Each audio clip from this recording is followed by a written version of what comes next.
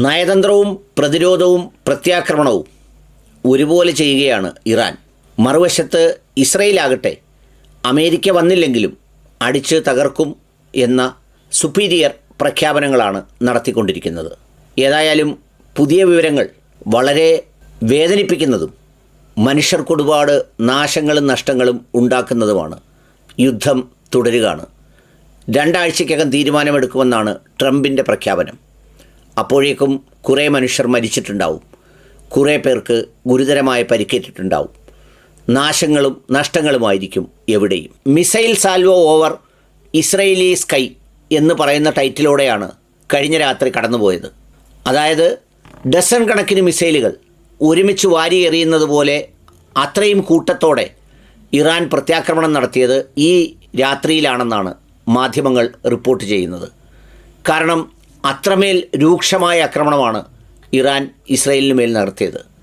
കൂടാതെ ഹൈഫയിലെ ഒരു കെട്ടിടത്തിന് മുകളിൽ മിസൈൽ പതിക്കുകയും തീ പടരുകയും ജനങ്ങൾക്ക് പരിക്കേൽക്കുകയും ചെയ്യുന്ന ദൃശ്യങ്ങളും സാമൂഹ്യ മാധ്യമങ്ങളെ അവലംബിച്ചുകൊണ്ട് ചാനലുകൾ പുറത്തുവിടുകയുണ്ടായി. ഒരേ സമയം പ്രത്യാക്രമണവും പ്രതിരോധവും നയതന്ത്രവും ഒരുപോലെ പ്രവർത്തിപ്പിക്കുകയാണ് ഇറാൻ.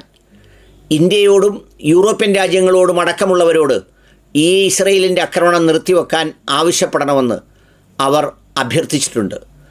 യൂറോപ്യൻ കമ്മ്യൂണിറ്റിയിലെ വിദേശകാര്യമന്ത്രിയുമായി ഇറാനിയൻ വിദേശകാര്യമന്ത്രി ചർച്ച നടത്തുന്നുണ്ട്. അതോടൊപ്പം തന്നെ മറുവശത്ത് ചൈനയും റഷ്യയും ഒരുപോലെ തന്നെ ഇത് ഇസ്രയേൽ അവസാനിപ്പിക്കണമെന്ന് ആവശ്യപ്പെടുന്നുണ്ട്. നയതന്ത്ര സംവിധാനങ്ങളെല്ലാം അതുപോലെ തുടരുമ്പോഴും കനത്ത പ്രത്യാക്രമണം കഴിയും പോലെ ചെയ്യുകയാണ് ഇറാൻ ചെയ്യുന്നത്. എന്നാൽ ഇസ്രയേലിൻ്റെ വ്യോമാക്രമണത്തെ തകർക്കാനോ പ്രതിരോധിക്കാനോ ഉള്ള സംവിധാനം ഇറാൻ്റെ കൈവശമില്ല. പക്ഷേ ഇതുവരെ പ്രയോഗിച്ച മിസൈലുകളെക്കാൾ മാരകമായ മിസൈലുകൾ തങ്ങളുടെ പക്കലുണ്ടെന്നും ശരിക്കുമുള്ള സർപ്രൈസ് ഇതൊന്നുമല്ലെന്നും അതിനേക്കാൾ വലുത് കാണാനിരിക്കുന്നതേ ഉള്ളൂ എന്നുമാണ് ഇറാൻ അവകാശപ്പെടുന്നത്. അത് കേവലമൊരു അവകാശവാദമാകാം, ചിലപ്പോൾ പ്രത്യാക്രമണത്തിനുള്ള കരുതലിൻ്റെ ശബ്ദവുമാകാം. ഏതായാലും ജനങ്ങൾ അനുഭവിക്കുകയാണ് ഇരുവശങ്ങളിലും. അമേരിക്കയ്ക്ക് 2 ആഴ്ചത്തെ സമയം വേണമത്രേ. മറ്റ് പലരും മൗനത്തിലാണ്. ഇതിനിടയിൽ പാകിസ്ഥാനോട് കൃത്യമായ സന്ദേശം പേര് പറയാതെ ഇറാൻ പറഞ്ഞു കഴിഞ്ഞു. ഏതെങ്കിലും തരത്തിൽ ഈ യുദ്ധത്തിൽ ഇടപെടാൻ ശ്രമിച്ചാൽ അടി അങ്ങനെ ഇടപെടുന്നവർക്കും ഉറപ്പാണെന്നാണ് ഇറാൻ്റെ വാക്കുകൾ. യുദ്ധം വേഗം അവസാനിക്കട്ടെ.